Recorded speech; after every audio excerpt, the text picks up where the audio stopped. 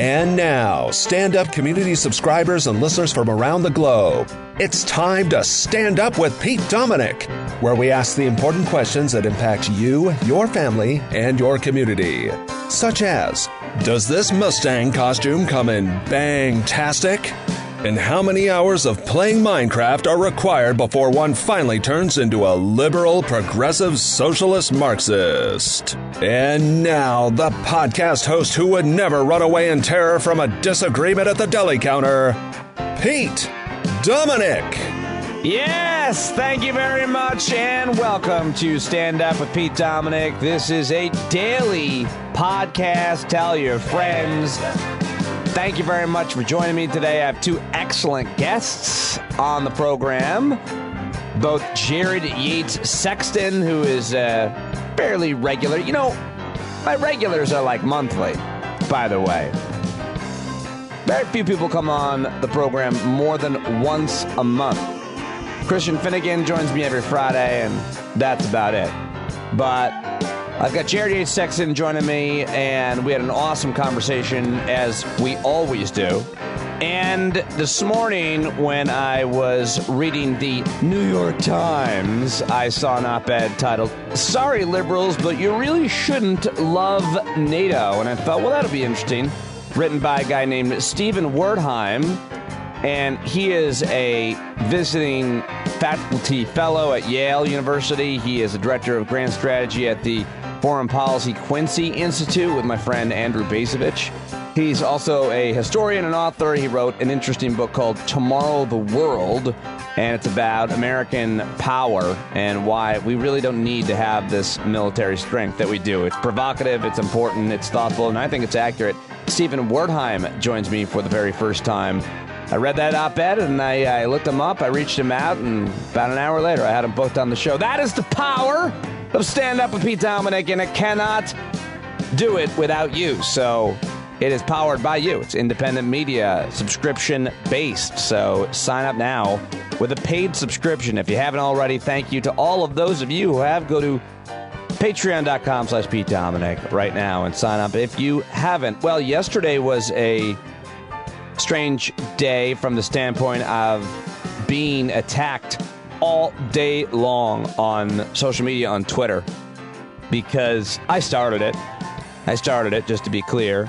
But this right-wing guy who is this really extreme Christian and wants America to be a theocracy, guy named Matt Walsh, he tweeted out a video of a young girl who was like dancing in Times Square, and she was kind of like twerking her hips. And she's 5, maybe 6.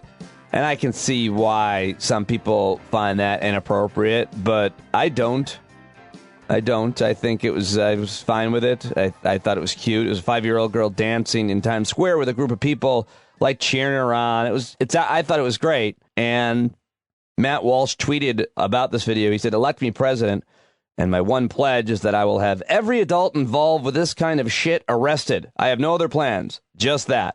Well, I tweeted that he's worse than the Taliban for wanting to outlaw dancing, or, you know, he is saying every adult involved with this kind of shit. And so I guess it's the huge group of people that were cheering her on as she was dancing. It was the cutest, most innocent thing.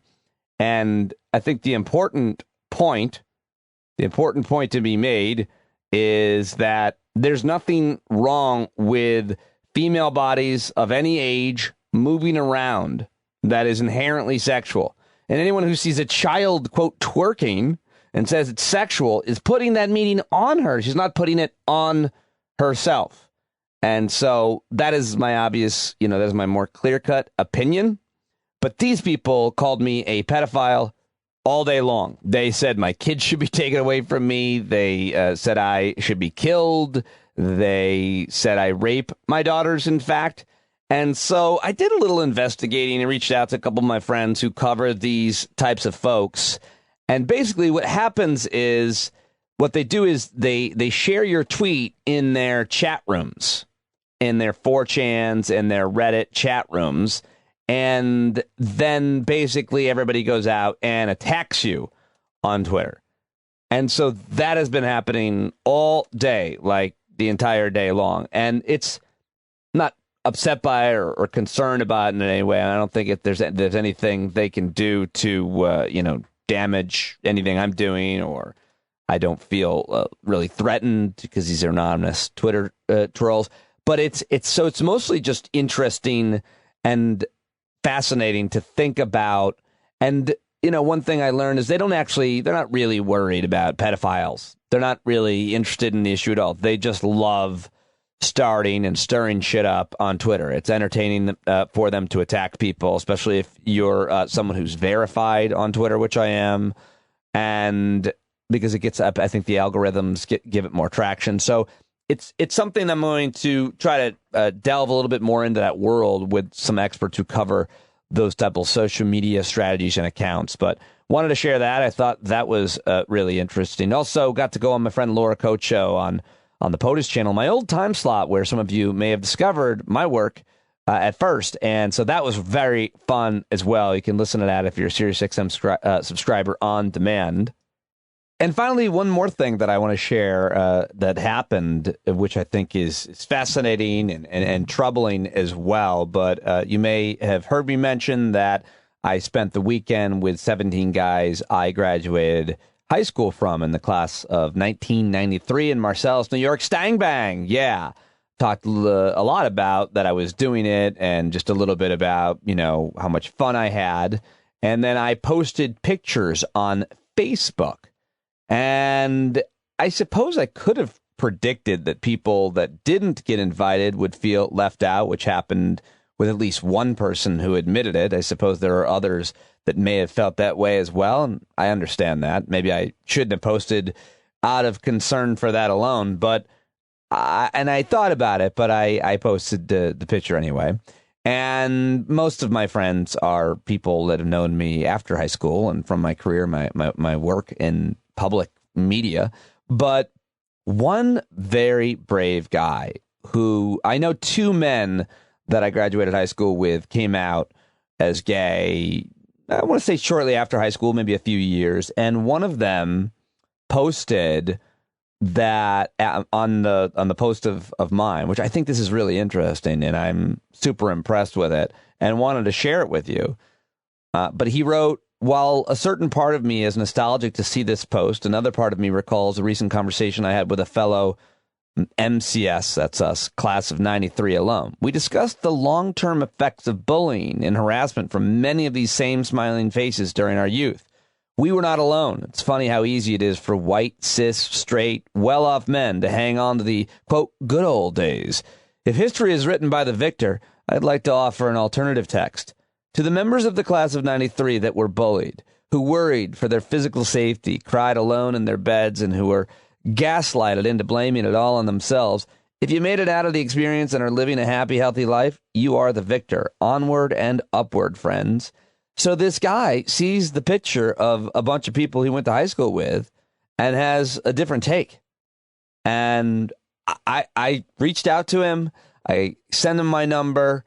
I sent him an apology ahead of time. I really don't think he was talking about me, but if he is, I hope that he'll connect with me and we can talk it through, and maybe I could say something that will help fill that hole, make him feel better. I like to think I've always been someone who stood up to bullies instead of being a bully, in terms of I don't think I'm a dick to people who are weak or discriminated against or made fun of.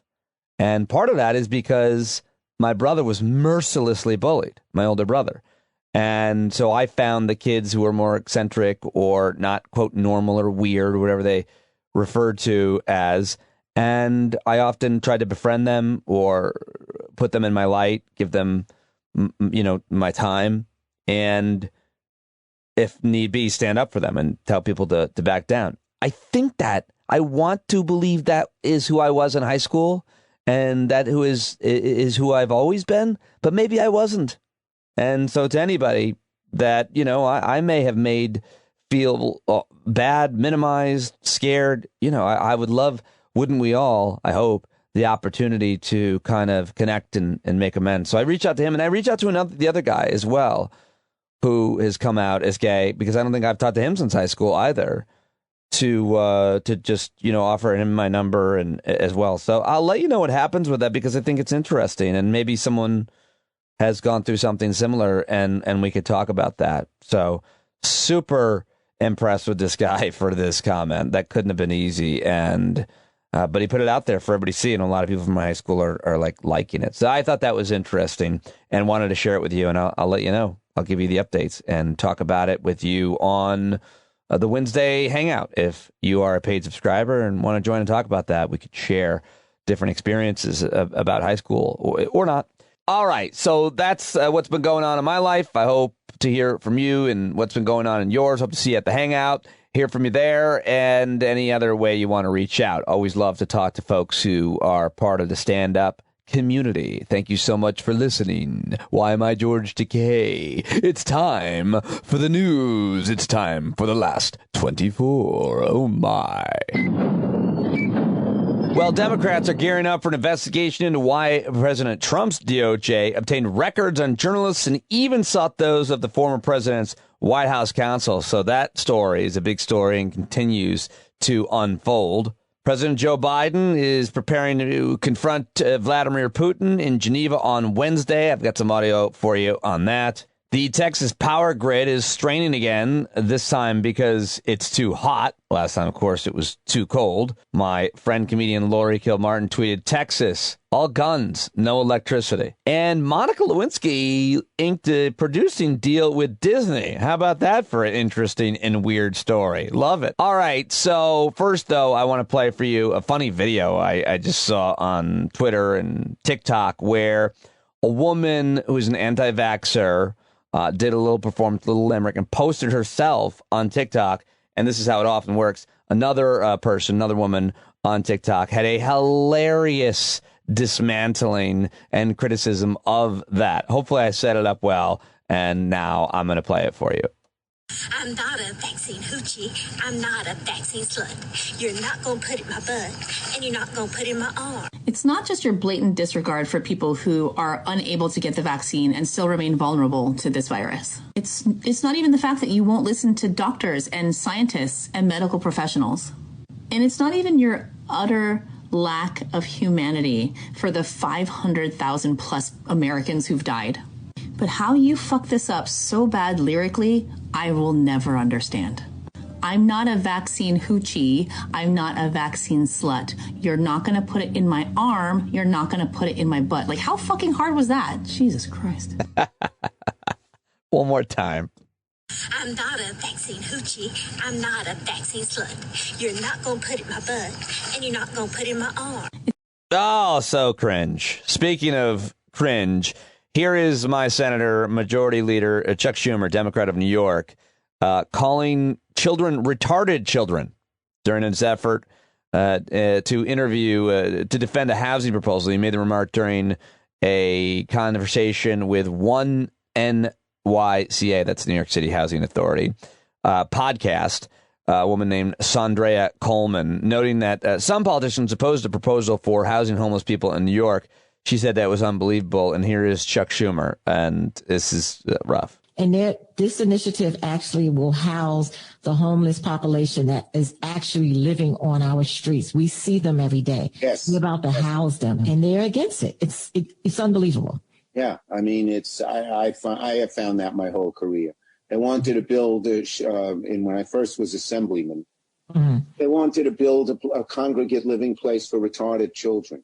Oh, the whole neighborhood was against it. These are harmless kids. They just needed some help. We got it done. These are harmless kids. They're just some retarded kids. Jesus.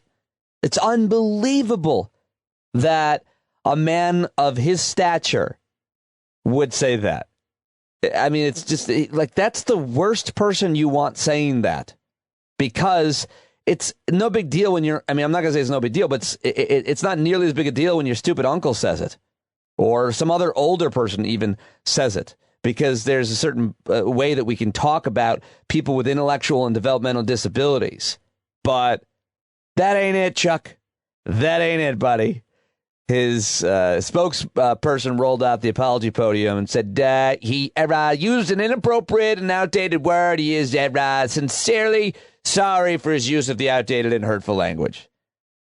All right, and speaking of old male politicians, let's go to our president, Joe Biden, who is traveling overseas and was asked by, well, I think this clip is pretty self-explanatory, and so I'm just going to play it for you. But Joe Biden does a lot of thinking and long pause taking in how he decides to answer this question. And maybe that's not terrible. Maybe politicians and other influential leaders who are having their words watched and weighted by the world should take a minute or two, a moment or two before they speak. But here it is. Jeff Zeleny, CNN. Sir, good evening. Thank you. In a weekend interview, Vladimir Putin laughed at the suggestion that you had called him a killer. Is that still your belief, sir, that he is a killer?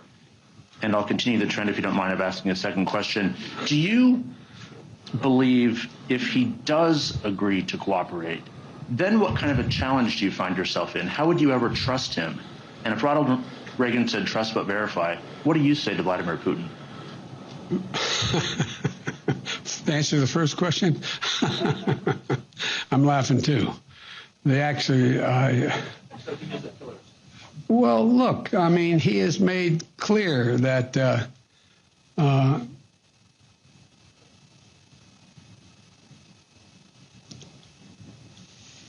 answer is, I believe he has in the past essentially acknowledged that he was, there are certain things that he would do or did do.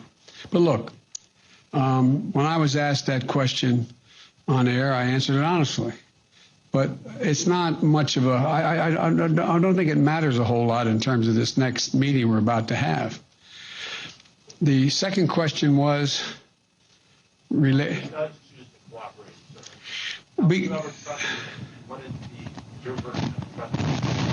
I'd verify first and then trust. In other words, everything would have to be shown to be actually occurring.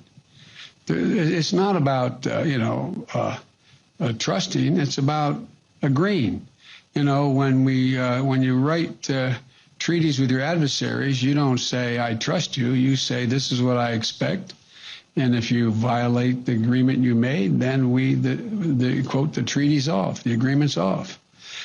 And I'm hoping that that President Putin concludes that there is some interest in terms of his own interests in changing the perception that the world has of him in terms of whether or not he will engage in behavior that's more consistent with what is considered to be appropriate behavior for head of state.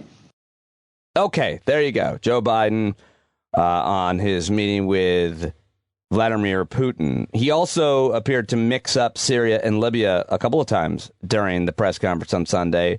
He briefly confused the two when he described the importance of providing humanitarian aid to countries torn apart by civil war, and then he was torn apart by the internet for mixing up Libya and Syria. Here is our president while giving this press conference today.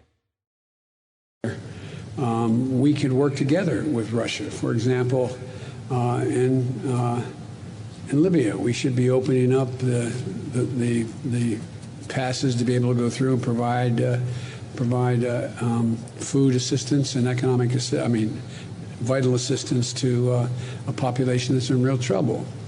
I think I'm going to try very hard to.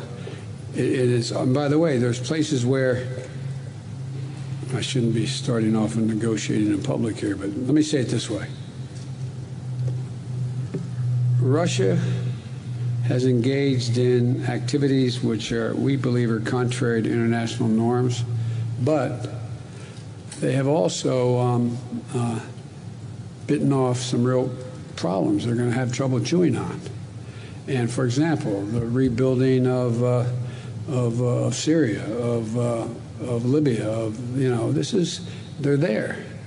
And as long as they're there without the ability to bring about some order in the region, and you can't do that very well without providing for the basic economic needs of people. So I'm hopeful that we can find an accommodation that where we can save the lives of people in, for example, in Libya, Yeah. So one Libyan critic of his said, "You're bombing so many countries, you can't even keep them straight," or something like that. So there is Joe Biden on the road doing a road show. And now I want to play for you another clip that went pretty viral, certainly got a lot of talk yesterday. This, of course, is the QAnon congresswoman from Georgia, Marjorie Taylor Greene, who yesterday basically came out and made a full apology. You can decide how sincere you think it is when she discovered the Holocaust. Yeah, apparently she did not know about it. And she came out and said she made a mistake after visiting the Holocaust Museum. Here is the 47-year-old raging anti-Semite and conspiracy theorist from Georgia, Marjorie Taylor Greene, with that apology. Always want to remind everyone I'm very much a normal person. You shouldn't have to say that. Let's stop it there. Stop the tape. What? I want to remind people I'm a normal person? You should never have to say that, but she did. Let's go back to it, Keith. And I think it's important for me to always be transparent and honest. And I just want to tell you all, I'm really, really lucky. I am blessed with amazing parents. And my dad just passed away in April.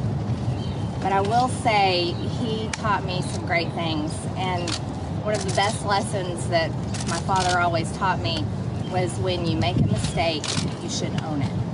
Yeah, well, you're going to have to own a few more. So how much time do we have? And I have made a mistake, and it's really bothered me for a couple of weeks now. And so I definitely want to own it. This afternoon, I visited the Holocaust Museum. The Holocaust there's nothing comparable to it.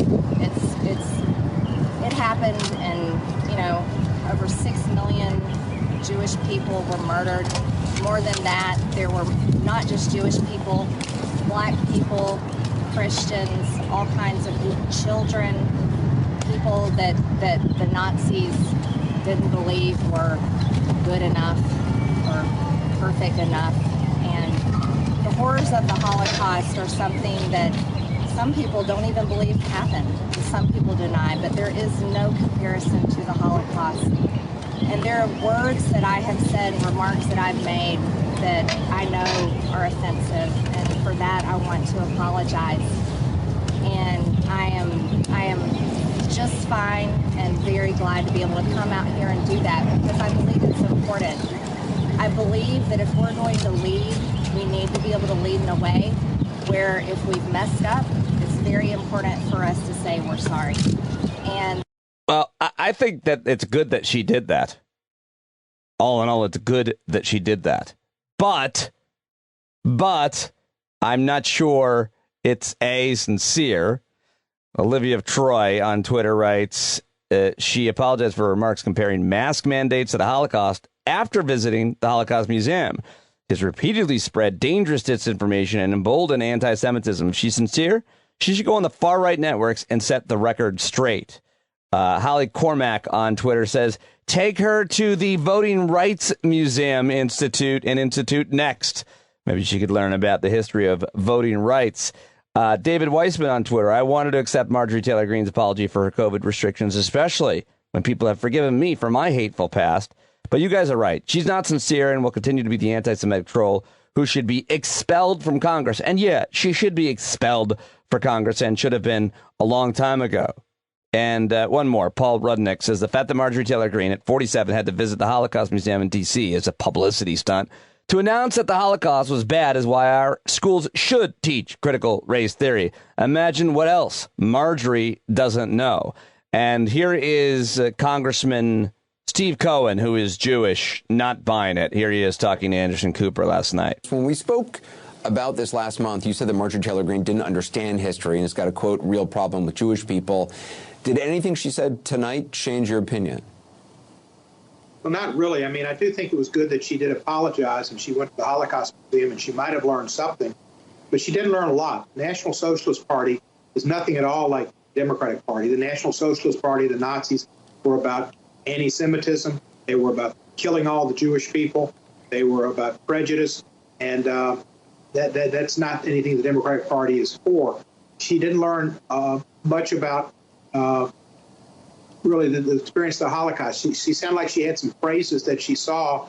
Maybe somebody told her about the worst genocide ever, or something that never happened again, or never forget. But it didn't sound like it came from the heart. And to go on an attack against Elaine Omar's wrong, too. There are two extremes in each party, the Democrats and the Republicans, and people grasp onto that and use that to attack either party. That's not what we need now. We need to come together. We need to realize that the enemy is not the Democrats, it's not the Republicans, it's the people who tried to bring about an insurrection and turn our government over on January the 6th. That's something that this green, most of the Republicans, not all, can't get their arms around and their heads around, that this was a revolution. This was an insurrection to cut out the proper processing, the orderly processing of the transfer of power in Joe Biden's election. And that's what Marjorie Taylor Greene and other Republicans need to tell their people, is that Joe Biden won the election. It was honest. It was clean. It was one of the most honest, clean, if not the most ever. And that Joe Biden's the president, and he won in a landslide. And to get over this stuff with the fact that the idea that Donald Trump is the president. Donald Trump is not the president. He's a golfer. Boom! Congressman Steve Cohen sticking the landing, everybody, on the Anderson Cooper on the 360. Keep it modest. Well done. All right, that is the audio that I got for today that I saw in the echo chamber. Of course, as always, there's a lot more context with all those things, especially the president's speech or any other speech. It's just sound bites. Look for context on the things that you're interested in and leave the rest behind. But that's not all. There's always a lot more headlines, and I like to share them with you and give you your fill. I scan the news, so you don't necessarily have to. It's time for the News Dump. All right, let's start in Vermont, where they crossed a major vaccine milestone Monday, as more than 80% of the state's eligible population now has at least one shot, according to health department data. And by the way, my daughter got her second shot today, so my 16-year-old is fully vaccinated. Hopefully she doesn't get sick tomorrow. As of Monday afternoon, over 440,000 Vermont residents over the age of 12 have received at least one vaccine dose, and Vermont is the first state to cross that threshold, according to data from the CDC. And of course, it's not a very populated state, but still, good for them. Good for my friends up there in Vermont. And speaking of vaccination, 3 weeks out from President Joe Biden's deadline to have 70% of adult Americans vaccinated from COVID-19, Vice President Kamala Harris continued on the road Monday in an effort to boost lagging vaccination rates across the southern U.S. and as experts warn of the increase of the Delta variant taking over. So Kamala Harris hopefully will bring attention to this issue, and I don't know exactly what she's going to be able to do. Her first stop in Greenville, South Carolina, comes on the same day that the U.S. is expected to cross 600,000 deaths from the virus. Of course, we did that a long time ago, but those are the official numbers. We're probably far, far higher than that and closer to 1 million, according to a lot of experts. Mississippi, Alabama, Louisiana, Tennessee, West Virginia, Arkansas, South Carolina, Georgia, all among the bottom of the list. Also saw headlines today, first from NBC. Virtually all hospitalized COVID-19 patients have one thing in common. They're vaccinated. Also from the Washington Post, coronavirus infections are dropping where people are vaccinated, rising where they are not, according to a Washington Post analysis. I don't think I need an NBC News or the Washington Post to tell me either of those facts. Get vaccinated. Tell your friends. Now some states are paying for successful referrals, I read today. Okay, what else can I share for you here in the news dump? The cost of oil and therefore gas going up. The national average gas price continues to inch higher as oil prices have reached $71 per barrel, highest since 2018. Gasoline demand continues to rebound is the main cause of that. Strong gasoline demands as states and cities reopen will likely to continue to be a major factor keeping gas prices elevated, even as oil production climbs in the months ahead. You hate to see that for two reasons. Fossil fuels being burnt is terrible, and the cost of gallon of gas going up is bad for Joe Biden and incumbents. So, for those two reasons. Also, cars. The average age of U.S. cars has hit a record high. It may be a pandemic blip, according to this research firm, but they say they produce an annual report on the age of American vehicles. They say the average age of cars, light trucks, and SUVs hit a record of 12.1 years. Wow, up from 11.9 in 2019. China's Bat Lady, quote, Bat Lady, says COVID didn't leak from her lab. She says, Dr. Shi Zhengli says the world is pouring filth on an innocent scientist. And speaking of people who are apologizing, or I guess this is not the equivalent, but Chrissy Teigen has written an apology to her victims. New post going viral beyond just one actress. She says, I was a troll, full stop. She's offered expanded general apology to anyone else who might have been her victim. I thought that was interesting. I usually don't mention much about the, pop culture or individual celebrities, but I do think that was an interesting story. And speaking of individual stories, reality winner is out. Former intelligence contractor who received the longest ever sentence for leaking government information to the media has won early release from prison. He was 25 when she was arrested in July 2017 for leaking documents on Russian attempts to hack the 2016 election and has been behind bars ever since. I think she's a hero. So, what do I know? And the other big story coming out of Washington is that Senate Minority Leader Mitch McConnell announced that if the Republicans take back the Senate and there's a Supreme Court opening, he would not allow Joe Biden opening to be confirmed. So, well, that's interesting that he admitted that, because that hopefully will motivate Democrats to go to the polls in the midterms. I'm kind of surprised he said that, but you win and lose on that if you're him. But hopefully that is the result, because that can't happen. And Stephen, and on that comment, by the way, Stephen Breyer had a lot more pressure to step down and allow Joe Biden to pick somebody that, while Democrats have control, could be confirmed. And that, ladies and gentlemen, is your news dump for the day Tuesday, June 15th. All right, now it's time to get to my guests, my analysts, the people who come on this podcast to give you all of the insights that they can from their background and expertise. Coming up, the author of Tomorrow, the World, The Birth of U.S. Global Supremacy, historian and director of grand strategy at the Quincy Institute for Responsible Statecraft, Stephen Wertheim will join me for the first time. But right now, I have one of your favorites. He is the author of American Rule, How a Nation Conquered the World but Failed Its People. He's a political analyst, associate professor of creative writing. He's the host of the Muckrake Podcast, and he's got a great newsletter that I love reading called Dispatches from a Collapsing State. I had a great conversation, another great conversation with Jared Yates Sexton, and I'm really happy whenever he joins me. It's always a little scary and depressing. I think he's on, one end of ringing the alarm bells, and I think he's been close to right, to predicting and to analyzing things pretty smartly. Don't always agree with all of his analysis, but I love to hear from him and so many others, people on a spectrum of these issues, from Michael Cohen to Jared Yates Sexton to so many others. So anyway, really happy to have Jared on. He's on Twitter at JYSexton. We had another great conversation. People always love when he joins us. Please let him know you heard him on the show. Here we go. All right, there he is, Jared Yates Sexton, and he's got a new look, ladies and gentlemen. In case you're just listening, I like it. You've taken the hair in a new direction. You've got a new tattoo. Is everything okay? I'm doing great. Yeah, it's good to see you.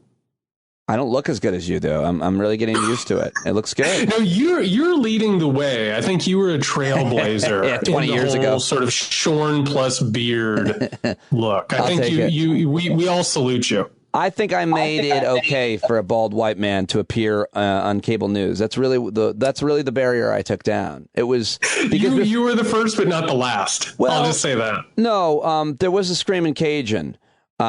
What's his name there? But he's so ugly in the face. What's his name? The Clinton guy who's always wrong about everything, but yells with an accent and gets away with it. I forget. What's his name? You're talking about James Carville. Yeah, but he was the ugly Cajun who just yells about everything. Yeah, so he was before me, bald, but his face is so bad that people are like, well, everything's bad. As opposed to me, they're like, this guy might have been good looking at some point, and he's getting away with it. So you're welcome. Well, what I love about Carville, though, is that Carville pushes the boundaries of what you can go on cable news wearing. So at this point, it's basically like he'll just throw on whatever LSU/Marines gear in some combination. Yeah. And you can tell that no cable booker ever says anything to him, which is kind of a boss move, really. Well, it's also a distraction from his terrible opinions. Oh, just god-awful opinions. That's exactly right. Like, he just throws on whatever happens and then has terrible opinions. It's a hell of a game he's playing. Speaking of which, there's a lot of terrible opinions out there that I want you to help us deconstruct. But I want to start more general with you. I feel like you were feeling a kind of a sense of optimism when Biden came in that was surprising, I think, even to you. With some of you like, all right, some of this is I can't believe they're doing some progressive things. And then you talk about certain appointments. That was what we next kind of judge and break down. Oh, who's this that's going to be attorney general or head of the civil rights division or running EPA? And you seem to be, more optimistic than you had been. And now I think all of us are like, wait a second, what's going on at Department of Justice? I thought we were going to hold some people accountable from the last administration. But America doesn't hold people accountable from what I can tell. Not powerful people. No, it doesn't. The optimism that I had was more or less a forced optimism. I mean, we were on the brink of an economic collapse, and no matter who got into the presidency, if it wasn't some sort of adult like a Donald Trump, they were going to have to throw money at the problem. There was going to have to be assistance put out into the population. And of course, the immediate thing, I think the last time that we talked that I had a little bit of hope about was this infrastructure bill. And since we have watched it crater and burn and reveal that the next couple of years are going to be about triage and other possibilities. And that's another thing that we have to talk about. At the DOJ, I mean, you and I have talked about it before. I never expected any of these people to be held accountable. And every single day, there is a new stream of drivel that comes out about how they can't do anything about it. And then there's some new story about how the Trump administration was spying on people with the help of corporations, breaking laws, going through people's trash, more or less. My sense of optimism there has it's cratered along with hopes for the infrastructure bill, for sure.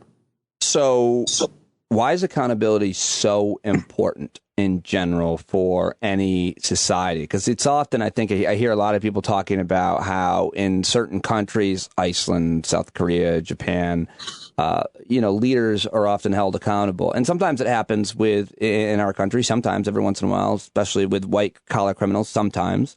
But from the Iraq war to the financial collapse to the Trump administration, we've seen very few people be held accountable for those disastrous decisions that affected a generation at least, if not two.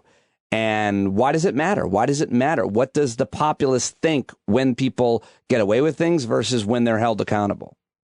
Because look where we are. I mean, everything that you just brought up is an accumulation of all of it. I really, when Richard Nixon was pardoned, that was not just an opening of the door, but it was blowing the door off the hinges. It was a message that American presidents were not going to be held accountable. They were expected to break laws, and whatever they did that was illegal, it was just them trying to gain an advantage. Right. It was just them trying to. They're trying to help America. That's why, Iran-Contra would happen. That's why somebody like a Trump would use every power, that he possibly has to spy on his opponents and or sell off the government for cheap parts and basically just let rampant corruption run through his administration. Why that has to be stopped is because of where we are right now. I mean, we're moving at light speed. Every single day. It used to be a 24-hour news period. It's now not even a 24-minute news period. And these things keep coming out, and there's no reason whatsoever why anybody should play by the rules anymore. And what Trump made readily apparent was if you don't apologize, what's going to happen to you? I mean, is the moral and ethical police going to show up with some sirens going around and take you down to the moral paddy wagon or whatever? That doesn't happen. And in all of these things that we had in the past, they were social constructs. They were people who had to play within the rules of the social constructs. And it used to be you'd get caught and you'd say, oh, I'm sorry, guys, I'm going to go away for a little while now. And now that is simply non-existent. And when you see rules start to break down, they start to break down in a hurry. And that's why we find the right doing what they're doing right now. They're getting more aggressive and more egregious with every single day. How are they weaponizing conspiracy theory? It was once fringe, and now it's the... I try not to be too hyperbolic and make generalizations in my marriage, much less in politics. But I'm going to make one and say that conspiracy theory has overtaken today's Republican Party, because I think you can measure it, because if you don't commit to the conspiracy theory, you will get primaried.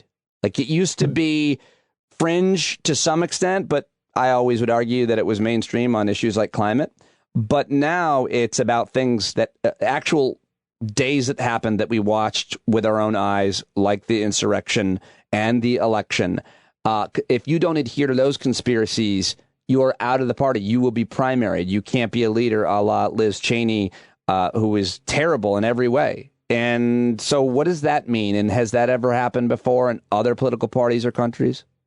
Oh, yeah, there's a long history of it. But what we're watching is this one particular weird strain. You and me and Waj talked about it once upon a time, which was that there used to be a quiet conspiracy theory within the Republican Party and the right. Like back in the 1990s, you had Newt Gingrich telling people, I'm the only thing standing between you and Auschwitz. You had LaPierre and the NRA basically saying they're coming to take your guns. Meanwhile, in the background were a bunch of cranks like Alex Jones yelling about the New World Order conspiracy theory and Pat Robertson.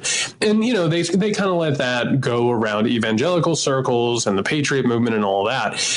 That used to be in the background. That used to be the subliminal message. And what eventually ends up happening, particularly through Fox News, Roger Ailes, and a lot of other channels and different media, is that suddenly starts to escalate to the point where that's not the fringe anymore. Eventually, when you get to the Tea Party, which of course was funded by private interests like the Koch brothers and worked on conspiracy theories such as birtherism and also the New World Order evangelical conspiracy, all of a sudden, you have to play by the orthodoxy of the conspiracy theory. You have to be the loudest person in the room yelling about the conspiracy theory, or else you are going to beat someone, like you said, in a primary. And all of a sudden we start seeing this evolution in the Republican Party. And John Boehner is the poster child of this. I mean, now as he's like hanging out, smoking 30 packs of cigarettes a day and, putting out audiobooks about how he tried to stop things, what you watched with the Tea Party was that the quote unquote inmates took over the asylum. And you even have somebody like a Roger Ailes who starts believing his own conspiracy theories that he's peddling. Yeah. We're now a generation beyond that. We are now to the point where you don't even yell about conspiracy theories. You're out yelling about Jewish space lasers and, about pandemics. They couldn't have been from God. They have to be bioweapons. And you start talking about liberal traitors. You start talking about drinking babies' bloods and ritual abuse. It is this echo chamber that kept evolving and evolving and evolving. And we've seen this happen in America before. It just so happens this current iteration has the internet, has social media, and it also has a group of Republicans that are more shameless than Republicans of the past who understood that these were political weapons. Some of these people don't understand what they're doing. I often bring up where I was right, which was at the RNC in Cleveland. And I asked Trump supporters before the election during that Republican National Convention if they were concerned about his support for and seemingly belief in conspiracy theories. They said they weren't familiar with his beliefs in the theories that I mentioned, which was vaccine cause autism, climate change, and I don't know what the other one was. But there were a few. In fact, they elected him. And he, towards the end of his presidency and the peak of the pandemic, he was asked about QAnon and what he thought about them. And he basically said, I'm fine with them. My understanding is that they're against pedophiles. something. I'm paraphrasing, something like that, and he's fine with that. And that's basically how he characterized them. When in fact, their theories are insane and dangerous and have killed people. And so we kind of are way through the looking glass, is what I'm trying to say. They elected a leader who believed in these things, who, when was asked point blank about them, he was fine with them, and he continued to sell them and welcome the support of those people. And now they are actually in Congress. So yeah, and I was hanging out in Cleveland. I wish we would have seen each other. I wish we could have hung out during that just absolute hellscape of a Republican National Convention, because everywhere that I would go, the alt-right was there. You would go from one party and one group to another, and you would have conversations about Muslims and how they needed to be thrown into camps. You would have conversations about these conspiracy theories, race replacement. Well, you know where the way to best punctuate that was at the RNC. Yep. I was broadcasting right behind Steve Bannon, which he worked with me at SiriusXM, and he then left SiriusXM satellite radio and became Trump's campaign manager. So again, illustrating how the horror of those beliefs went from the radio to the White House. Yeah, and if you look at Bannon, because think about the alt-right, right? We don't talk about the alt-right very much anymore. How do you classify? I'm surprised you're even using the alt-right still, because I feel like it's been swallowed up by something else, but I don't know what to say. Yeah, so the alt-right, of course, was they thought they were going to be their own political movement, right? That they were going to radicalize people and sort of grow into sort of an alternative. And they had a moment of viability. I mean, I actually thought that the emergence of the alt-right into the political sphere, and I think you probably saw the same as I did, these articles that talked about Richard Spencer and how beautifully dressed and how eloquent he was. And, I found myself behind him in a drink line at a Milo Yiannopoulos party at the RNC. And, if you actually look at what happened with them, that was straight neo-Nazism. That was neo-fascism. And what ended up happening through the Trump years, due in no small part to Stephen Bannon, was that stuff became normalized. It became weaponized. They took the concentrate from it, the ideology behind it, and they cleaned it up, right? But if you actually do research on somebody like a Bannon is we're talking about esoteric Nazism. We're talking about injecting mysticism into politics and getting back into, these Volkish zeitgeist Naziist type movements. I mean, that's the ideology that is hidden behind any of this talk of draining the swamp or building the walls or whatever. And what you end up having is something like the alt-right, something like QAnon. They're viruses. They infected the body politic. And I was reading this article a couple of days ago, and I was a little disappointed by it. This article that said, don't worry about QAnon anymore. It's dead. And we're moving beyond this, and Trump is retired. Well, that's not true. QAnon infected the body politic, particularly the right, and they now believe in it without understanding what QAnon is. They don't have to say QAnon to understand QAnon, to have the principles and the beliefs of it and the mindset and the worldview. It has become so mainstream, and so has the ideology of the alt-right and Bannon, that at this point people have already taken the poison pill and they don't understand that it's coursing through their bloodstream anymore, which is one of the more frightening aspects of this whole thing. Yeah, well, I mean, I guess even if you said that QAnon is dead, it's like they got people to believe crazy, crazy things. So even if certain theories were not as pervasive, like drinking baby's blood or something about pedophiles or whatever, they'll believe anything. That's the point. Isn't that the whole point? That you can get people to believe anything without any evidence, without any data, including that a person who didn't win the election did win the election, which is, it's just as unbelievable as all the QAnon theories.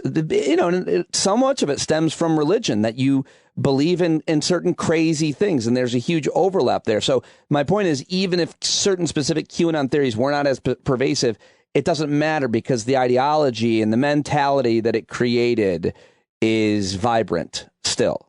Well, and people would look at Trump and the absolutely ridiculous things that he would say, and they'd say, how could anybody believe this? Well, here's the truth about so-called brainwashing. you can't brainwash people into believing things that they don't already believe. You can just bring it out and activate it. Trump's lying and the total bullshit that he spewed was about giving people an answer to the cognitive dissonance that they wanted. That they wanted to be told that they weren't doing anything wrong and everything was fine and they'd been betrayed. If you look at something like QAnon, and listen, I've been doing this research on the new book. I found this thing called the Popish plot, which is like this moment in the 17th century in England where you have a QAnon-like conspiracy theory. You have an Alex Jones type guy who like starts telling everybody there's a conspiracy against the king and it's the French and it's the Pope and they're going to kill the king and take over England. Tell me if that sounds familiar. Now the French and the Pope are going to come in and they are going to bring their demon blood with them, and they're going to kill the Pope and the king and buy my supplements. He was still the 15th century version of Steve Bannon was actually still selling supplements and food. That was incredible. That was really off-putting. I don't even know if I can gather myself for the rest of this interview. That was almost too much. But yeah, that's exactly what it was. He became a celebrity, man. And they started like fitting him for like nobilities. He ended up meeting with the king. Parliament came out and said there is a conspiracy. Eventually, by the way, he went too far because of course he went too far. And he said the queen was trying to kill the king. Well, guess what? That didn't go over well. But here's the thing. Though the Popish plot fizzled out, a couple of years later, in 1688, there was a revolution that was partly based on that conspiracy theory. It laid the groundwork for them inviting people to invade the country. In 1689, in Maryland, if you want to go ahead and bring this story home, the Popish plot inspired an uprising in Maryland where the people believed in the Popish plot, and so they overthrew the government of Maryland. That happened in 1689 in the United States of America based on a disproven conspiracy theory. But it was the same thing. You don't have to understand these things. You don't have to know what they are for them to affect your life and for them to change the course. The same way most Americans don't understand that civil rights was completely hampered by the conspiracy theory that civil rights marchers were communist. And everybody says, oh, the Birchers were crazy. Absolutely, the Birchers were crazy, but they infected the body politic with their conspiracy theories, and they changed history and politics. I want to ask you, so the history matters, and we've seen this long before we had the internet and TV and radio. People believed and bought into these snake oil salesmen, these conspiracy theorists, these religious zealots. Your newsletter has been great. If people aren't subscribed to it, of course, the podcast as well. There are links in today's show notes, but Dispatches from a Collapsing State is fantastic. Recent issue, a newsletter titled The War Over Reality and Control, Critical Race Theory as an Opening for Fascist Power. You know, last summer, when everybody was stuck in their homes and watching George Floyd be murdered on the streets of Minneapolis, there was a reaction to it, which is really great, in that people went from either not knowing what Black Lives Matter was or wanted and not caring to actually going and buying books by anti-racists like Ibram Kendi and Cast by Vanessa Wilkerson and so many other things. And implementing different programs of diversity and inclusion in their corporate structure and programs. And you saw this, you're like, wow. And then there was polling that said that the Black Lives Matter movement was overwhelmingly supported by the public. We got to a really interesting place. And then, of course, you had the trial of George Floyd, the verdict, which was good, I think, but only, made an example of this police officer. You and I talked about that before, I think. But what's really upsetting me and depressing me is what you're writing about in this article, which is in Florida, as well as states all over the country and at board meetings, people are terrified. White people are terrified that they're going to teach history in the history classroom. And they can call it whatever they want. But I like to just bring it, we can talk about critical race theory, but it's history, really is what it is. What is happening and why does it matter? Well, let's go ahead and let's take critical race theory and take it off the table, because that's not even what they're talking about. Critical race theory is just a big umbrella term that they're using. So critical race theory is its own sort of focus and its own sort of thing. But they like the way that it polls. And this has just been strategized to death. And going back to what we were talking about in the beginning of this conversation, it starts with the conspiracy fringe.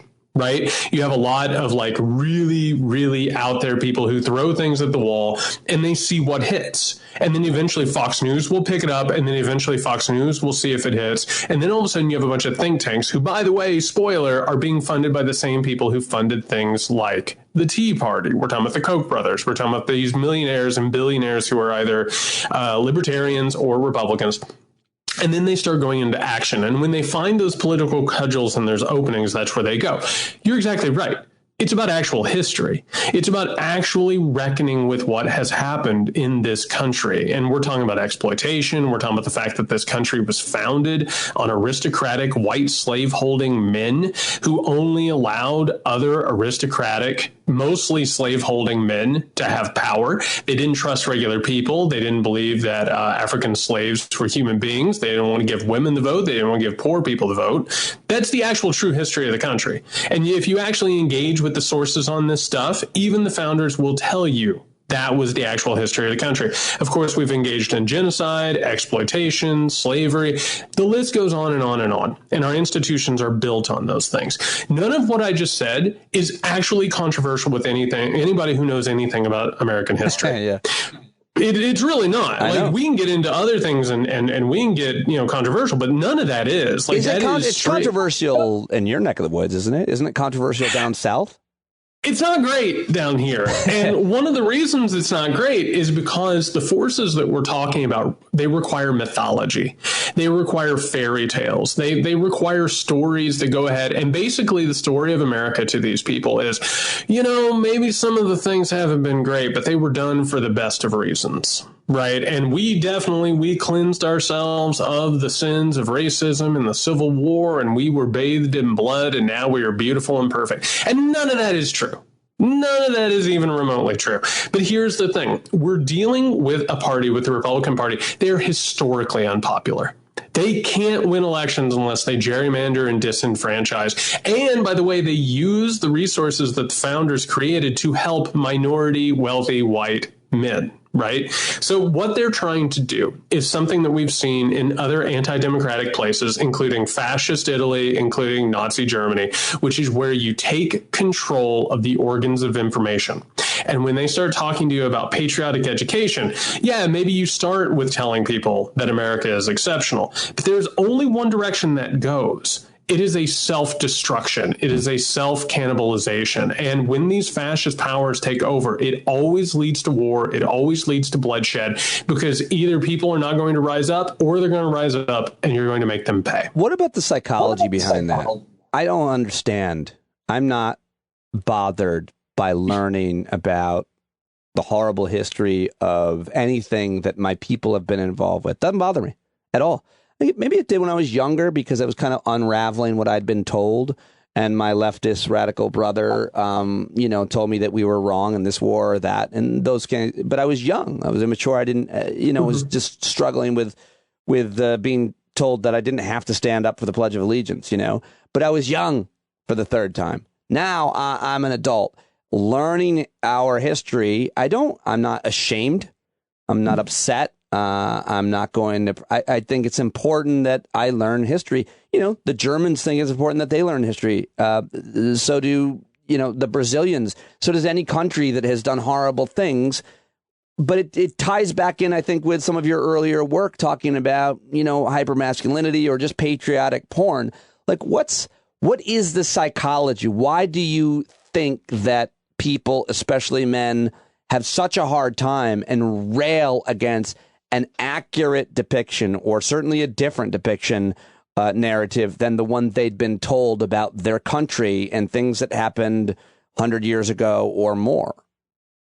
Man, there's so much in that question. I think first and foremost, one of the things we have to talk about is that we're dealing with an epidemic of mental unwellness. There's a real problem in this country where people have either been disconnected from their emotions, their feelings, their understandings, and they have come to the point, we were talking about it before we even started recording, this idea of overcompensation, playing a character, right?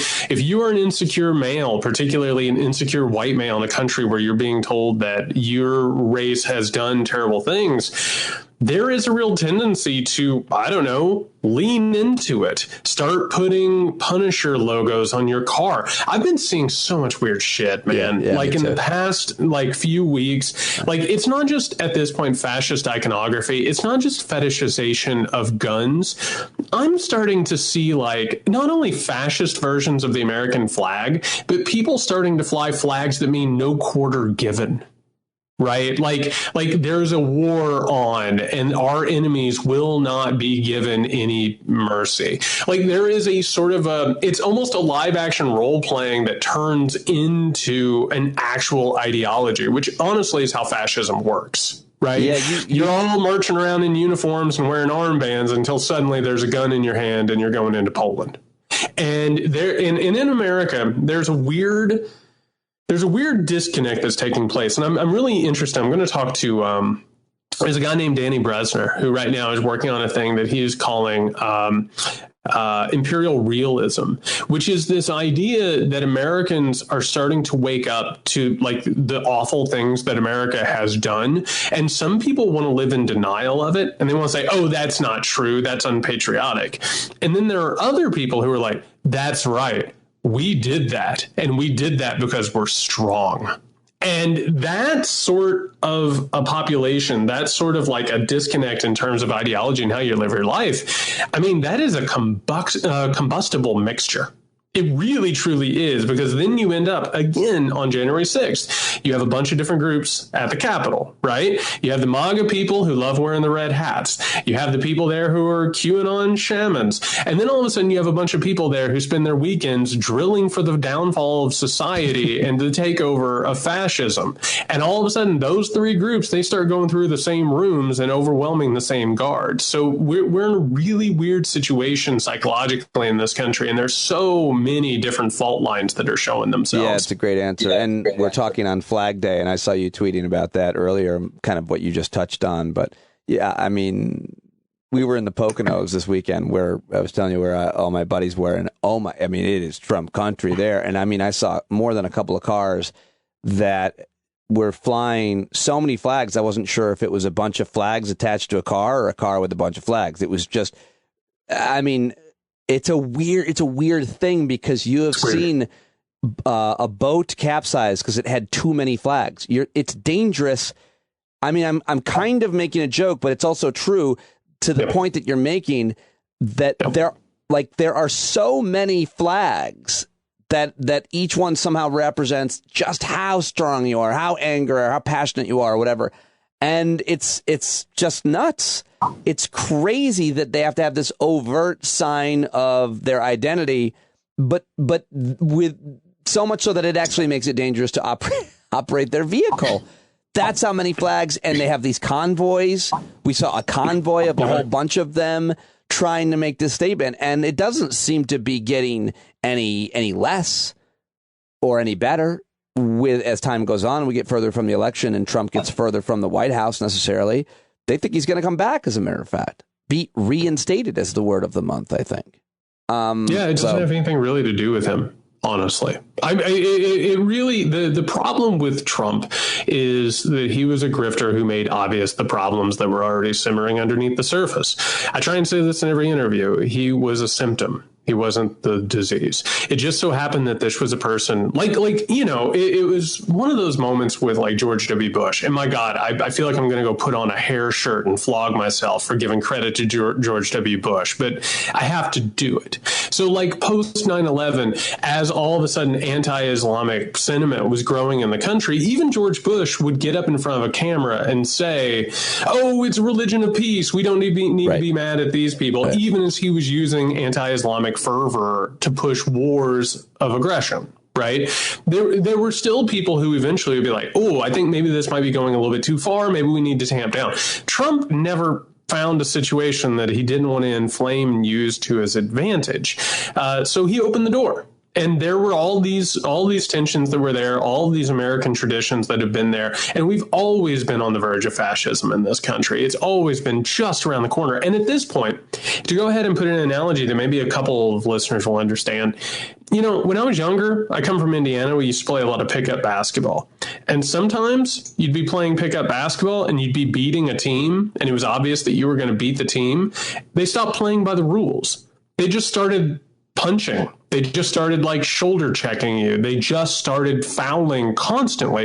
And it became less about the game and it became more about proving your worthiness beyond the game. Right? This game doesn't work. And so as a result, I need to prove something about myself. And as America is in decline, and make no mistake about it, we are in decline right now. We are on the verge of being replaced as the world's main superpower.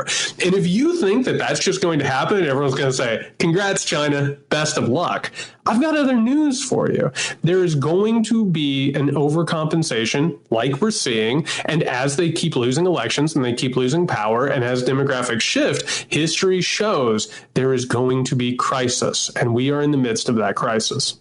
You touch on that, and it'll be, you know, final subject here on another article of yours from Dispatches from a Collapsing State, which everybody should subscribe to, titled "Throwing Rocks at a Runaway Train: A War for Survival Between the State and Corporation." How do you come up with these titles? And you're referring to the news out of the G7 finance ministers, where countries have agreed to possibly create a minimum corporate tax or on multinational organizations. And this makes total sense, because otherwise everybody loses, because it's a race to the bottom where to put your company so you don't have to pay taxes. We also just saw obviously more evidence of companies not paying taxes and the richest not paying taxes with the ProPublica investigation. But this is, again, what Alex Jones warned about us earlier. The global world, the globalists want to have one currency, one tax. I mean, some of this stuff is what he's been warning about. It's also what we desperately need. Yes. So how realistic is this minimum 15% corporate tax rate on multinational organizations? Why is it necessary? Well, I mean, first and foremost, I think it's really important to go ahead and answer the Alex Jones part of that, sure, which is conspiracy theories are powerful because there are nuggets of truth to them. Mm-hmm. Like the New World Order, as we've talked about in the past, is a conspiracy theory explanation of global capitalism. It is the explanation of why in the world would our leaders take away our factories and our jobs, right? The conspiracy theory narrative is they have betrayed the country. Right. And the actual answer is very, very complicated economically, and it has to do with neoliberalism or hypercapitalism or whatever you want to speak. Where we've reached, and this is part of the crisis that we're talking about, neoliberalism, hypercapitalism failed. It failed spectacularly. Every promise that it made, most people. For the vast majority for most people, save for a 0.5% of the human population. And we all heard this. It was supposed to raise every American up into the middle class, which is impossible. That doesn't make any sense whatsoever. And it's so funny to even say it now, right? Like 30 years later. Well, so we've now reached a point where there is not a nation state that isn't realizing suddenly that they have a lack of political power to make things happen because they have raised up corporations and the wealthy above them. They have so hypercharged capitalism that corporations, if you want to try and tax them, they're like, good luck with that. We're going to go over here to this other country and they'll be happy to have us. Well, eventually, this right now, it is this growing concern that political unrest, the destruction of democracy, these right-wing white terrorists all around the world are all sharing notes. They're all getting on Zoom with each other or, whatever the hell they're using to talk about how they're going to take advantage of it. The G7 situation probably will not happen because, all of these efforts are going to be undermined either through competition in the larger global community. I mean, good luck getting every country on the face of the earth agreeing to this. There's no possibility whatsoever when there's an economic advantage. I think it's more important that the G7 had this meeting. It shows that the state now understands it's in real danger of the corporation taking over as the dominant body. And that has been coming for a very, very long time. Like you and I are sitting here talking about American politics. Multinational corporations are not talking about midterms and presidential elections. They've already thrown all their money in every single direction. They've already more or less co-opted the entire political system. We're stuck in the past. They are stuck in the future where they, and Ned Beatty died. Ned Beatty died yesterday. And if anybody wants to understand this, go and watch his monologue at Network. He laid it out beautifully. There are no nations. There are only corporations. And that is the mindset of these people. And the G7 more or less made that readily apparent for anybody who wants to look at the tea leaves. Final question to you is to end on a high note. We are a few days away from the official start of summer. I don't know if you want to reveal any plans that you have, but the question to you is, what is the best vacation you ever had as a child at any point in your life? Best vacation, most fun, best place, whatever you want. Well, that's really funny because number one, my vacations coming from a dirt poor family was, I think one time we went to Indianapolis and we stayed in the Holiday Inn because there was a pool. And how was that? It was transformative. It was amazing. Is what it was. It was unbelievable. So much culture. I mean, to see what a McDonald's looked like in Indianapolis, Indiana was really something. Did you have no good vacations as a kid? Nothing really fun as a kid? I had someone that got older where my old man, this is one of my favorite memories of my old man, which is I didn't know until I took driver's ed that you weren't allowed to drink and drive. Because we would drive down to like a Florida or a Kentucky lake and my old man would just be popping Miller Lights. I thought that it was legal as long as the cans were in cozies. And so that was, I asked that at driver's ed. I was like, is it okay if they're in, koozies? And my vice principal was not thrilled about that. He thought I was being a real wiseacre, Pete. That's fair. But my plan, I'm getting ready to go. I'm getting ready to remove myself from the house. I'm going to go take a vow of silence for a week. I'm going to go recharge, rejuvenate, figure out where I'm at, do some reading, come back on all cylinders. That's the plan. Podcasts, no bourbon happy hours? Nah, taking a week off. Vow of you're not going to speak at all. We'll see what happens. Have you ever done that? I did it for about 4 days once. And I think it's about time to do it again. Wow. I tried to do it for an hour and a half. One time. I made it 4.5 minutes. Hard for you? I made it 4.5 minutes and I cursed a guy out who cut me off.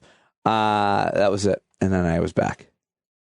No, that 4.5 minutes sounds pretty good. No, I've heard good things. Good luck with that. That's great. I'm happy to hear that. Other people should try that. Maybe I should too. Thank you very much for joining me as always, buddy. I really appreciate it. We always love talking to you. Thank you. Thanks, pal. You're the best. Yeah, Jared Yates Sexton, ladies and gentlemen. So great. Love talking to him. Hopefully you appreciated that. He's on Twitter at JY Sexton. Get his book, subscribe to his Substack, as well as his podcast. And now it's time to get to my second guest of today's show. First time that he joins me here on the program. I discovered him literally yesterday when I read his op-ed in the New York Times titled, "Sorry Liberals, but you really shouldn't love NATO." And I wanted to learn about all of the organizations and people that I can that our president is meeting on this overseas trip. And NATO has been talked about a lot the last few years. And this guy has a fairly unique or very progressive take on it. He also has written a fascinating book that I've started researching to talk to him. It's called Tomorrow the World, How the United States Made the Decision for Global Dominance in World War II. And we talked about that as well. The Birth of U.S. Global Supremacy is actually the subtitle. And so we talked about his book, we talked about his article. I learned a lot. I really enjoyed my conversation with Stephen Wertheim. So go give him a follow, go get his book, read his article, and here is our conversation right now. All right, well, here he is now. I've just told you all about him. Really excited to have discovered his work in the pages of the New York Times today. And now I'm getting the book, Tomorrow the World, The Birth of U.S. Global Supremacy, which I just overheard my daughter learning about in history class. So very timely. Stephen Wertheim, thank you very much for joining me. Great to have you on the podcast for the first time. Great to be here. Thanks. So can we just first talk about your book, and then we can talk about current events, kind of what's happening right now with the G7, with the NATO meeting, with Putin, Biden. Tomorrow, the World, the birth of U.S. global supremacy. You're kind of making some very interesting and, dare I say, somewhat radical arguments, although not to me. I mean, I kind of completely agree with them. But how do you talk about where you arrived at the premise of this book? Well, I have observed my whole adult lifetime that people in Washington, where I am, seem to think that the United States absolutely should be the dominant military power, making commitments to use force and indeed using force all around the globe. And anybody who questions that is some kind of isolationist or beyond the pale. I wanted to know, though, where did that commitment to global military dominance come from? It doesn't come from the beginning of the country. It doesn't even come from the 19th century or the early 20th century. I located a point of decision early in World War II, just before the attack on Pearl Harbor brought America into the war, where suddenly a whole range of American foreign policymakers and intellectuals went from thinking, surely the United States will not be entering a war like this, to thinking that the United States had to not only make sure that the Axis powers didn't win, but to avoid anything like that ever potentially happening again, had to become the dominant military power in the world and police the world. And in a way, that's where we are still. Yeah, I mean, what decision or set of decisions or guiding principles do you think took us in that wrong direction? Do you have any issue with America intervening in Europe and in that war? No. So the key thing that happened is that for very understandable reasons, a whole set of Americans, opposed by others, we should say, who had reasonable arguments on their side, decided that to keep most of the world, Europe and Asia, from going under to totalitarian powers who were practicing armed conquests, it fell to the United States to enter the war, but it also fell to the United States to prevent that kind of thing from happening offensively in the future. And it's that second part of the decision that I think is most relevant for us and most disturbing, because since at least 1991, when the Soviet Union collapsed completely, there simply have not been totalitarian conquerors bent on world domination. And instead of pulling back and deciding to reap the peace dividend, as some called it, early in the 1990s, the United States decided, quite in line with its original decision in World War II, to pursue. Great. What an opportunity for the United States to make even more alliance commitments, to intervene even more with its military around the world for more expansive purposes. And that's the issue that I think troubles me at this point. Why, Stephen, do you hate the American military and its dominance? Oh, now, come on. I think it is, actually, when I talk to members of our armed forces, they really appreciate, more than a lot of pundits and politicians do, the seriousness of committing the United States to go to war on behalf of another country. Currently, the United States is committed to do this on behalf of dozens of countries around the world, and informally more countries. So they are very concerned about what lies ahead for their future, as they should be. What about the argument about Russia's intervention and annexation of Crimea and Ukraine, of Georgia? They are still aggressive in Europe. And your argument today in today's New York Times is about NATO. And you write about this, obviously, in your book as well. But Russian aggression needs to be checked, is what most foreign policy analysts, what a lot of European leaders and obviously military folks think. What does Putin want, and shouldn't we stop him? Well, I do think Russia has undertaken aggressive actions, and those actions should be checked, particularly when it comes to supporting separatists in eastern Ukraine, in the Donbass region. That's a conflict that's still ongoing and could get quite worse. It's the most serious risk, in fact, of a war that could break out between the United States and Russia. But the crucial point is this. First of all, the United States should not be undertaking actions by leading the expansion of its military alliance, NATO, that might lead Russia to feel insecure and undertake more aggressive action. And I fear that that's what has happened over the last several decades. And secondly, who should be responsible for countering what Russian aggression may exist? My view is that we have come so far at this point. Europeans are very capable of providing for the security of Europe.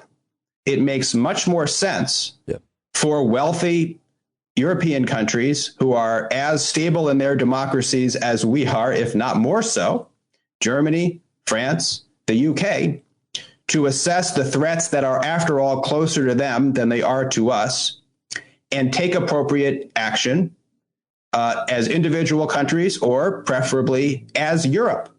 But instead, the United States has decided since the 1990s to make sure that it is the dominant force in European security discussions. We've actually stifled Europe when it has periodically shown interest in creating an autonomous or independent European army. And that's exactly the reverse of what's in our interests. And I think ultimately what's going to be best for Europe and Russia over the long term. Your op-ed today, I don't know if you like the title or not, but it got me to read it. Sorry, liberals, but you really shouldn't love NATO. So to minimize the entire piece, to be provocative, I will ask another question, which is bullshit, which is why do you hate NATO, Stephen? Well, that's bullshit. I don't hate NATO, but I really do have a problem with the U.S. role in NATO.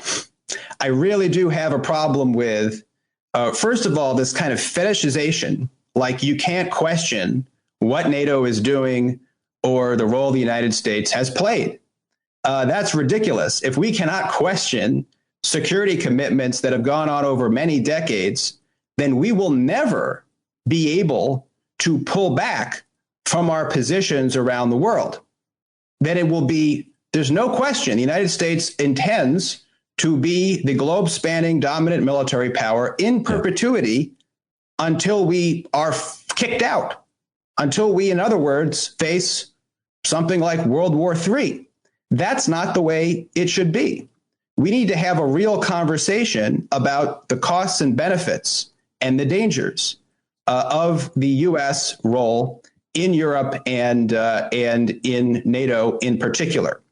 And if we can't do it with respect to a continent as prosperous and stable fundamentally as Europe, I fear we won't be able to do it anywhere.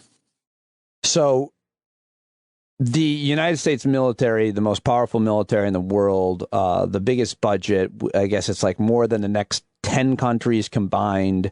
And how have we been doing since World War II? A bit of history here, and including, NATO's history, because NATO helped us out after 9/11, even though it wasn't, you could argue that we weren't attacked by Afghanistan, certainly not Iraq.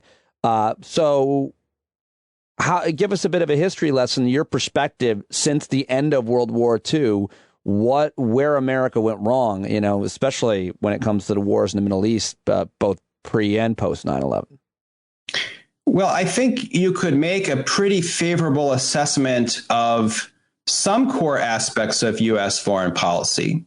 The Axis powers certainly were attempting large scale, terrible conquest. The Soviet Union, had the Red Army stationed in Eastern Europe. And did at least announce its desire to lead a world revolution in the name of communism and took a lot of actions to that effect. The problem is that from the start, we lost any sense of reluctance about the projection of military power.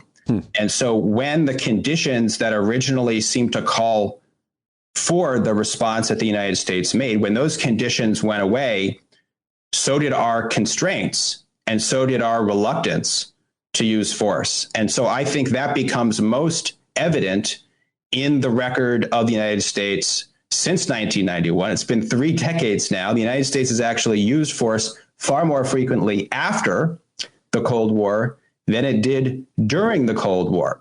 And after 9/11, of course, we saw a particularly destructive U.S. reaction, if it can be called that, to the terrible events of 9/11, in which, to take Afghanistan, as you mentioned, the United States didn't just go after the al-Qaeda organization that perpetrated the 9/11 attacks and punish the Taliban for harboring them, but embarked on what's now a 2-decade-long military mission to, well, it's somewhat unclear what the objectives were, as many people tasked with carrying them out acknowledged at the time. But basically, the United States wanted to transform Afghanistan fundamentally and build and support a new Afghan state. And now the United States seems to be set to withdraw its ground forces.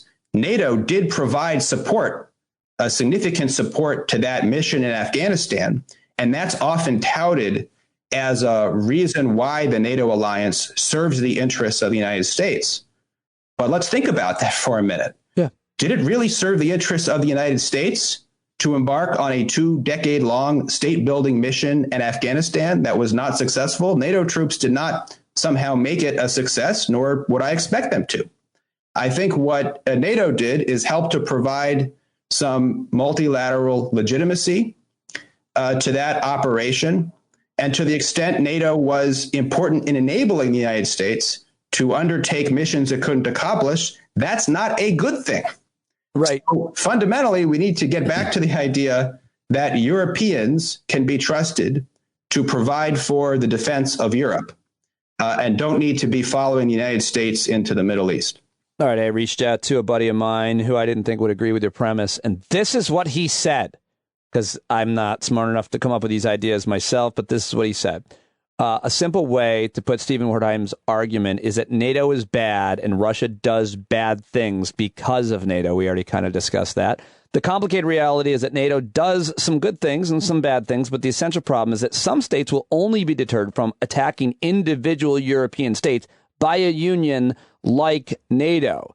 And what happens if NATO pulls back somewhat, no longer includes those states that most offend Russia? What would be the outcome for Lithuania, Latvia, and Estonia, who are all fairly free and prosperous democracies? Now, listeners know that's not my question, because I wouldn't have named those 3 countries because I don't know anything about them. Well, so those countries that you mentioned, as well as others near Russia, are right to be concerned about what Russia might do.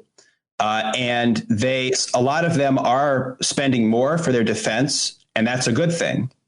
But to the extent that a collective is important to provide deterrence, further deterrence against Russia, then that should indeed be done by very capable European states.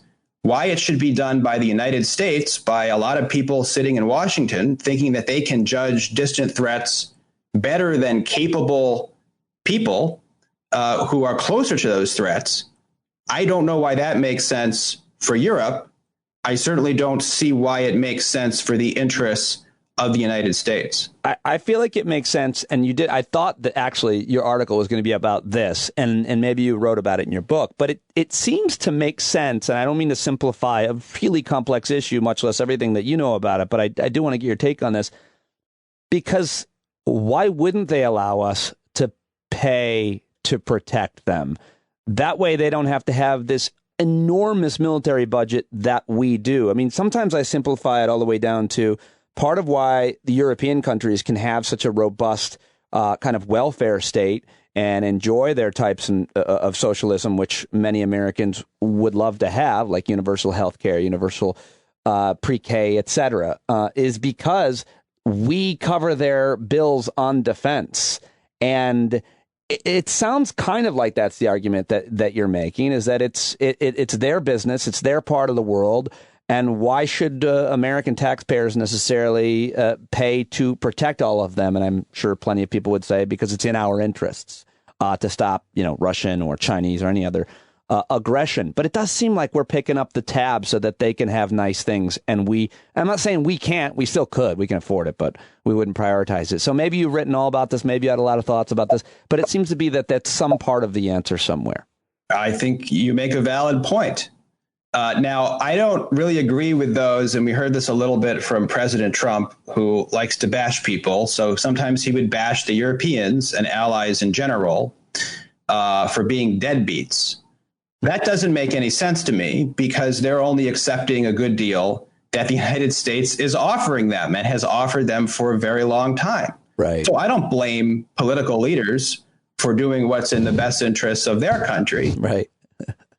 But we need to take account of our own interests as well. And by the way, there is now some debate opening in Europe, given what's happened over the last 5 years or so, about what really is in the best interest of Europe anyway. The French President Macron has launched an interesting set of discussions about the need for strategic autonomy. He's proposed a European army under the aegis of the EU, excluding the United States. So even European leaders who do get some degree of subsidy from U.S. defense, even they are starting to wonder whether so-called cheap security actually carries a high price.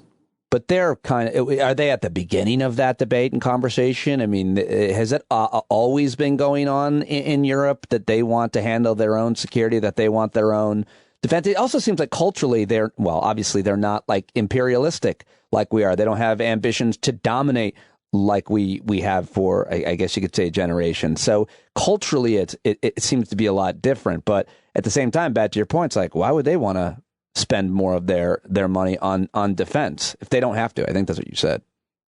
Yeah, I do think that the discussions are more serious right now than they've been for a while. There have been periodic rumblings in Europe in these directions. And then it's usually the United States that says, no, we don't want you to do that. Route everything through NATO, in which we are the dominant actor. Right. So a big question, I think, for the Biden administration will be, do they make that same choice of past administrations, including people like John Bolton, who very much took this view, or do they decide, some degree of autonomy for Europe is a good idea, and we can lower the U.S. military profile in Europe, even while cooperating economically and against common challenges like climate change and pandemic disease? I have to ask you, I'm not familiar with your book. I can't wait to read your book and have you back. And I hope everybody else will get it as well. That's what I like to hear. Yeah, for sure. It looks fascinating. But it feels like this question about our military dominance, one thing people don't talk about a lot is how many jobs these contractors make in America. And that seems to be like the sacred cow. I don't know how many people Lockheed Martin supports. I can't name the top defense contractors, but it's millions of jobs that are American jobs. And we talk a lot about campaign finance and money in politics. How much is that at play, that military defense contractors employ millions of Americans and good paying jobs? Yeah, that is important. We have military socialism basically in this country, and not much socialism in other domains. So that makes the system hard to change. And that is a big part of the story, I think, as to why the United States didn't respond to the collapse of the Soviet Union in the 90s by seriously reducing its own military. That said, we know a couple things. We do know that government spending on the military is basically the least efficient form of spending that there is. Right. We know that the big five defense firms, most of those profits, they're very concentrated at the very top. So we need to find a way, if we're going to cut the defense budget seriously, and by the way, not many signs that the United States is trying to do that at this point. But in order to do that, it does have to become politically palatable. And there has to be a fair transition for people who are employed in good jobs in the defense industry. And by the way, I also don't think all those jobs need to go away. I mean, I think the United States should have a capable military that can defend the United States and pursue what are truly the vital interests We've got to fight the aliens. We've got to be ready for these ships that we see everywhere.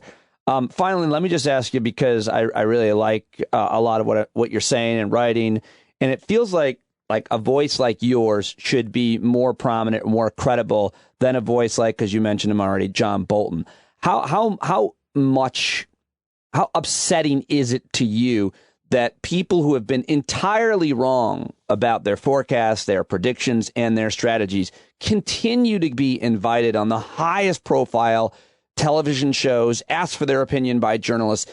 To me, it's one of the worst things. I feel like, you're entitled to your credibility based on your pedigree and your academia, your military service, whatever it might be. But once you touted the Iraq War, you never should be listened to on foreign policy ever again.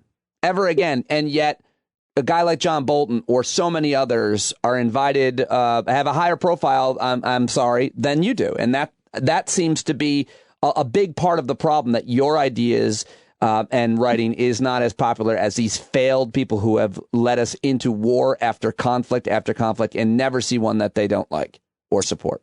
And it's been corrosive. Forget about the effects on me in my career. It's been corrosive to our country and our democracy. Mm-hmm. People think a lot about how the financial crash fueled the rise of populism and, to some degree, authoritarianism, but so did the lack of accountability for obvious and dramatic foreign policy failures like the Iraq War, and the fact that people did not pay a significant and visible price professionally, and the reverse, that people who actually got it right at the time, and there were quite a few, yes, there were, did not see their fortunes boosted from that. That was corrosive to our own democracy. Yes. Now, I do think that there are signs afoot in the last several years that we might not have expected that suggest that a real kind of rethinking is happening. So I personally have nothing to complain about, but I do hope that this is a serious debate and that people who hold views that question U.S. global military dominance and almost unlimited military intervention will be integrated into foreign policy making. And we're not there yet. Tomorrow, The World, the Birth of U.S. Global Supremacy is the book, just out last year, at end of last year, and read him in today's New York Times. Follow him on Twitter. Stephen Wertheim, so great to talk to you for the first time. I can't wait to get the book and have you back on to talk about this and so many other issues. Really appreciate it. Awesome. Thank you so much. Stand up. All right, there he goes for the first time ever on the show, Stephen Wertheim. His book is Tomorrow, The World, and you can read him at the New York Times, like I told you about. Those are all linked in the show notes to today's podcast. Please let him know that you heard him on the show. That's always super helpful. At Stephen Wertheim. Thank you as well to Jared Yates Sexton. Give him a follow, subscribe to his podcast and Substack newsletter. And thank you for subscribing to this show and giving it a review on Apple Podcasts if you haven't already. Haven't had one since like May. So let's go. It's been like 2 weeks since someone went to Apple Podcasts and gave a review, and I'd really appreciate that. That matters. So go ahead and do that for me. If you could just be a dove and just go ahead and write me a review. Thanks very much. All right, I love you guys. Thank you so much for listening today. I appreciate it. Hope to see you Wednesday night at the Hangout. If you're not already a member of our community, sign up now. Patreon.com/Pete Dominic, or just go to the paid subscription link in the show notes. But now it is over, and it's time for singer-songwriter, Grammy Award winner, the great John Carroll, to sing us out with a song he wrote just for us. Stand up. Every lost child will finally be found. There's only one thing to do before we stand our ground, and that's stand up.